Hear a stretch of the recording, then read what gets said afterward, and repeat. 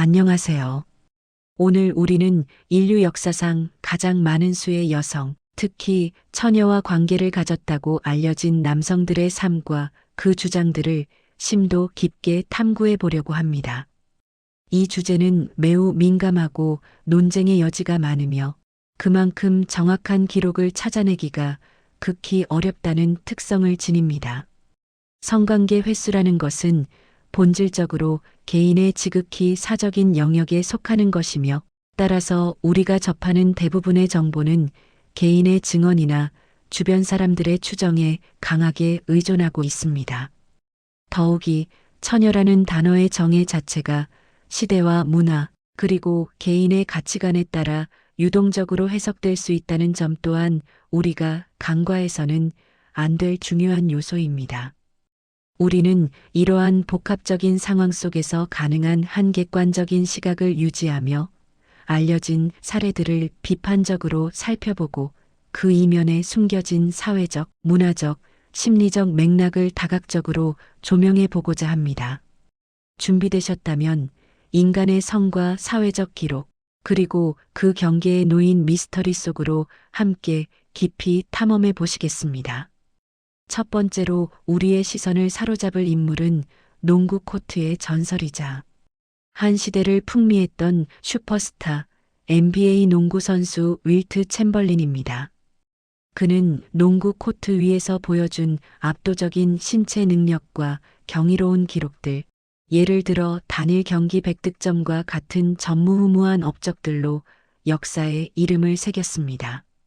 하지만 그의 명성은 농구 코트에만 국한되지 않았습니다. 코트 밖에서의 그의 사생활, 특히 여성들과의 관계로도 그는 언론과 대중의 뜨거운 관심과 논란의 중심에 섰습니다. 윌트 챔벌린은 자신의 자서전인 어바운드 플로어, 뷰 프롬 어버브에서 충격적인 주장을 펼쳤습니다. 바로 약 2만 명의 여성과 관계를 가졌다는 내용이었죠. 이 숫자는 당시뿐만 아니라 오늘날에도 엄청난 충격과 함께 많은 이들에게 경악과 의구심을 안겨주었습니다. 2만 명이라는 숫자는 실로 천문학적인데 그의 생애 주기, 특히 성적으로 활발했던 시기를 감안하여 계산해보면 매일 평균 1.2명의 새로운 파트너와 관계를 가졌다는 산술적인 결과가 나옵니다. 과연 이토록 엄청난 주장이 사실일 수 있을까요? 그의 주장은 곧바로 뜨거운 논쟁의 불씨를 지폈습니다. 많은 이들은 그가 남성성을 과시하고 자신의 이미지를 극대화하기 위해 다소 과장되거나 허황된 주장을 했을 것이라고 추측했습니다. 또한 관계의 정의가 어디까지를 포함하는지, 즉 단순히 스쳐 지나가는 만남부터 육체적 관계, 그리고 더 깊은 감정적 교류까지를 모두 포함하는지 여부가 모호하다는 지적도 있었습니다.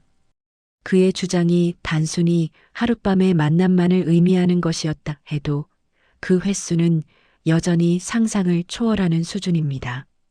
당시의 시대상과 그의 위치를 고려해 볼 필요가 있습니다. 1960년대와 70년대는 미국 사회가 급격한 변화를 겪던 시기였고 성적인 자유와 해방에 대한 논의가 활발히 이루어지던 때였습니다. 그는 당대 최고의 스포츠 스타였고 특히 흑인으로서 성공한 아이콘이었습니다. 그의 뛰어난 운동 능력, 압도적인 피지컬, 그리고 카리스마 넘치는 외모는 수많은 여성 팬들의 마음을 단번에 사로잡기에 충분했습니다. 그의 주변에는 언제나 여성들이 넘쳐났으며 그는 그들과의 관계를 적극적으로 즐겼다고 알려져 있습니다.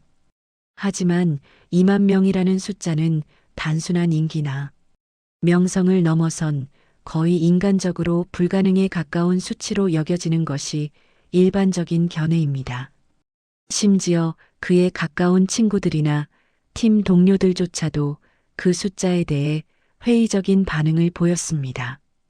윌트 챔벌린은 말년에 자신의 주장에 대해 후회하는 뉘앙스의 발언을 하기도 했습니다. 그는 내가 그렇게 많은 여성과 관계를 가졌다고 말한 것은 다른 사람들에게 해를 끼친 것 같다. 나는 단지 성적인 경험이 많은 사람이라는 것을 보여주고 싶었을 뿐이다라고 언급하며 자신의 주장이 가져온 파장에 대해 일정 부분 책임을 인정하는 듯한 모습을 보였습니다.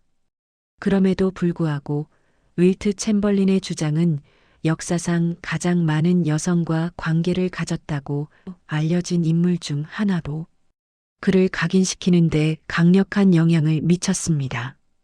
그의 이야기는 성적인 자유와 개인의 주장, 그리고 사회적 인식이 어디까지 허용되고 논의될 수 있는지를 보여주는 하나의 상징적인 사례로 오늘날까지 회자되고 있습니다.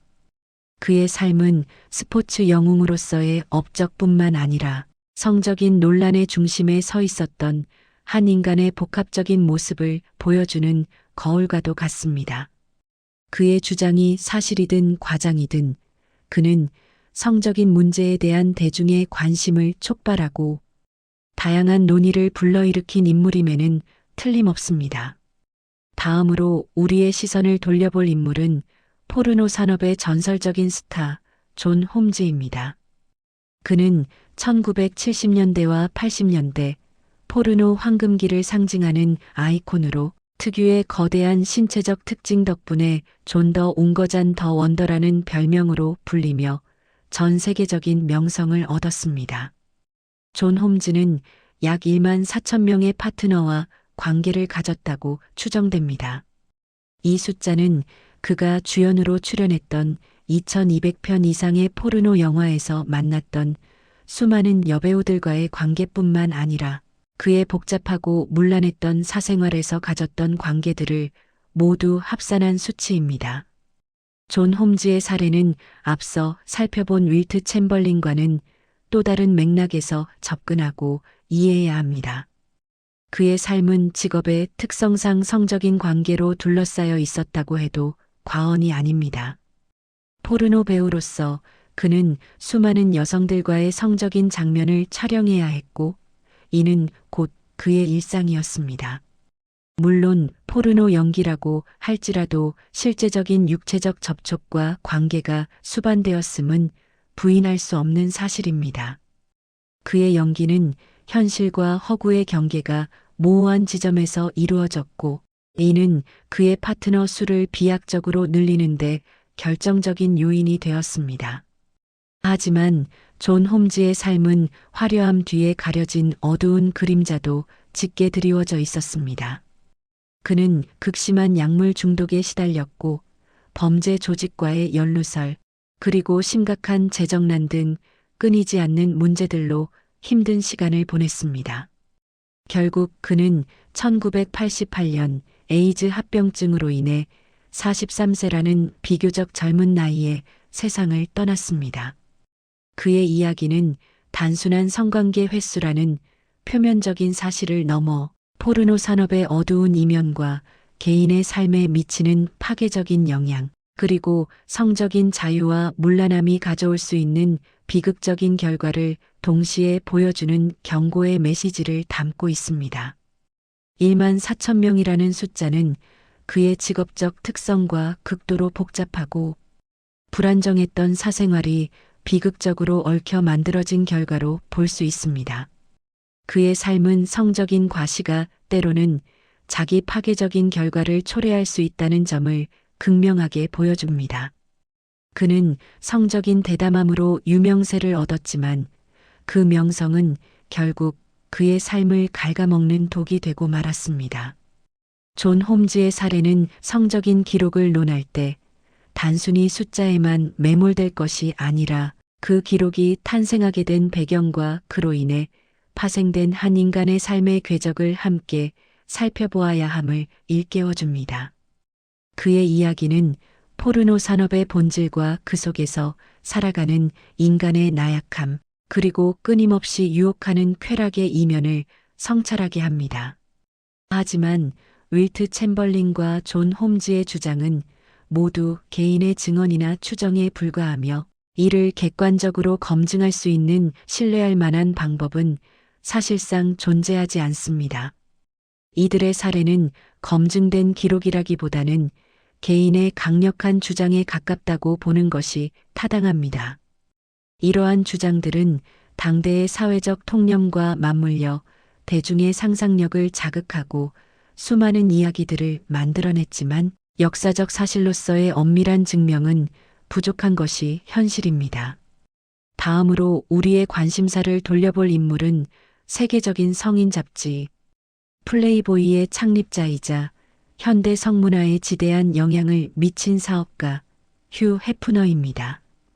그는 자신의 이름을 건 잡지처럼 자유분방하고 퇴폐적인 삶을 살았으며 그의 트레이드마크인 턱시도와 실크 파자마 차림으로 플레이보이 맨션이라는 자신만의 왕국을 드나들며 수많은 여성들과 관계를 맺었습니다.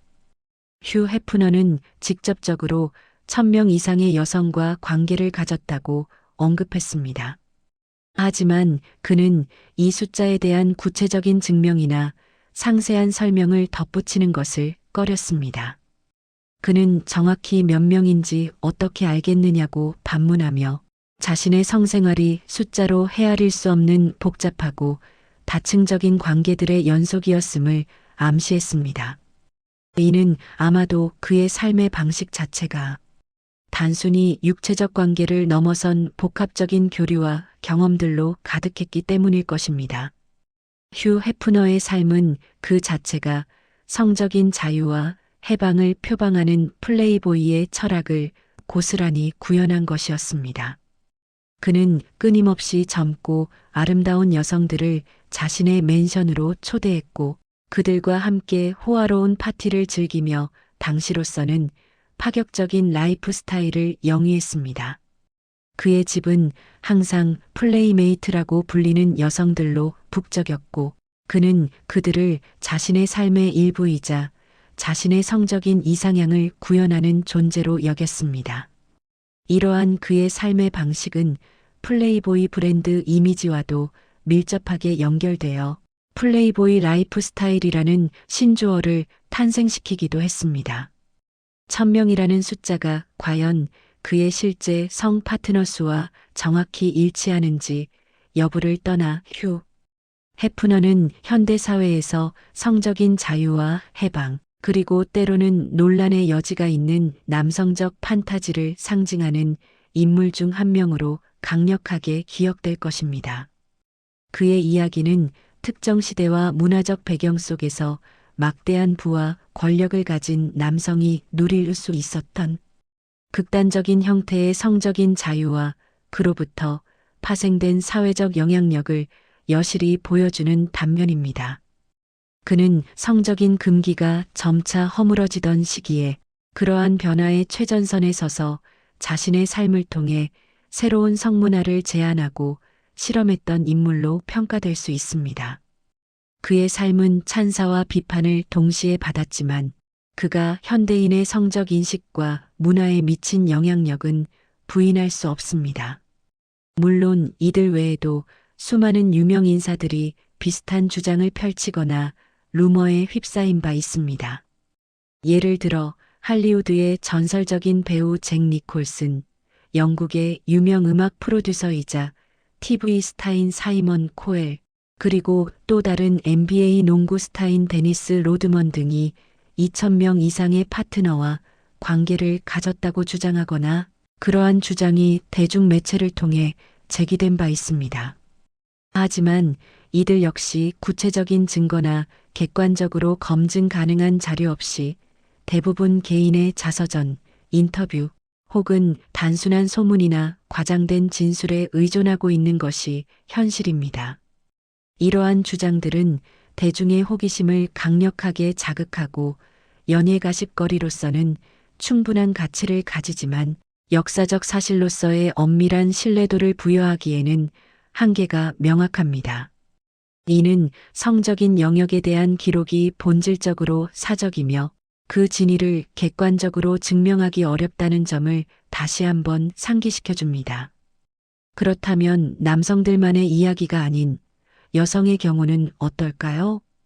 역사상 가장 많은 남성과 관계를 가졌다고 알려진 여성의 기록도 존재합니다. 이 또한 특정 산업과 관련된 사례입니다. 2004년 미국 라스베이거스에서 개최된 성인 산업 박람회 AVN 어덜트 ENTERTAINMENT 엑스포에서 미국의 성인 영화 배우 리사 스팍스리서 SPARXXX는 12시간이라는 제한된 시간 동안 무려 919명의 남성과 관계를 가진 기록을 세워 전 세계적으로 엄청난 화제가 되었습니다. 이 기록은 앞서 언급된 남성들의 모호한 주장들과는 달리 매우 구체적인 시간과 참여 인원수가 명시되어 있으며 공개적인 이벤트 속에서 이루어졌다는 점에서 일정 부분 검증 가능성을 내포합니다. 물론 이 또한 지극히 인위적이고 이벤트적인 성격이 강한 기록이라는 점을 감안해야 합니다. 그녀의 기록은 성적인 행위가 때로는 퍼포먼스의 영역으로 확장될 수 있음을 보여주는 사례라고 할 수 있습니다. 이처럼 성관계와 관련된 기록들은 대부분 비공식적이며 기네스 세계 기록 기너스 월드 러코즈과 같은 공신력 있는 세계 기록 인정기관에서는 성관계 관련 기록을 공식적으로 인정하지 않는 것으로 알려져 있습니다. 이는 크게 두 가지 이유 때문입니다. 첫째, 성적인 행위가 매우 사적인 영역에 속하고 그 통계적 수치를 객관적으로 검증하거나 재현하기가 극도로 어렵기 때문입니다. 둘째, 이러한 기록들이 불러올 수 있는 윤리적, 사회적 논란과 도덕적 비판을 피하기 위함입니다. 기네스 기록은 일반적으로 객관적인 측정과 재현이 가능한 분야에서 기록을 인정하며 인권 침해나 윤리적 문제가 발생할 수 있는 분야는 배제하는 것을 원칙으로 합니다. 흥미로운 사회 심리학적 연구 결과 중 하나는 남성이 여성보다 성 파트너 수를 더 많이 보고하는 경향이 있다는 것입니다. 이는 단순히 성적으로 더 활발해서만이 아니라 여러 가지 복합적인 사회적, 심리적 요인에 기인할 수 있습니다. 첫째, 남성은 자신의 성 파트너 수를 추정치로 보고하는 경향이 있는 반면 여성은 좀 더 정확하게 계산하려고 노력하는 경향이 있습니다. 남성은 대략 이 정도쯤 될 것 같다는 식으로 어림짐작하여 숫자를 부풀리는 경우가 많은 반면 여성은 자신의 경험을 신중하게 회상하며 실제 파트너 수를 기억하려고 노력합니다. 둘째, 남성이 자신의 성적 경험을 과장하거나 실제보다 더 많이 보고하려는 경향이 강하게 나타납니다. 이는 사회적으로 남성에게 부여되는 성적인 능력과 정력에 대한 기대치와 밀접한 관련이 있습니다. 즉, 많은 파트너 수는 남성성을 과시하고 자신의 사회적 지위를 높이는 수단으로 여겨지기도 합니다. 반대로 여성이 많은 파트너 수를 가질 경우 여전히 많은 사회에서 부정적인 시선이나 성적으로 문란하다는 낙인을 받을 가능성이 존재합니다. 따라서 여성들은 실제보다 적은 파트너 수를 보고하거나 아예 언급을 피하는 경향이 있을 수 있습니다. 이러한 현상은 단순히 숫자의 차이를 넘어 성별에 따른 사회적 기대와 성인식의 차이, 그리고 남녀에게 다르게 적용되는 성적인 이중잣대를 여실히 보여주는 중요한 사회학적 지표가 됩니다.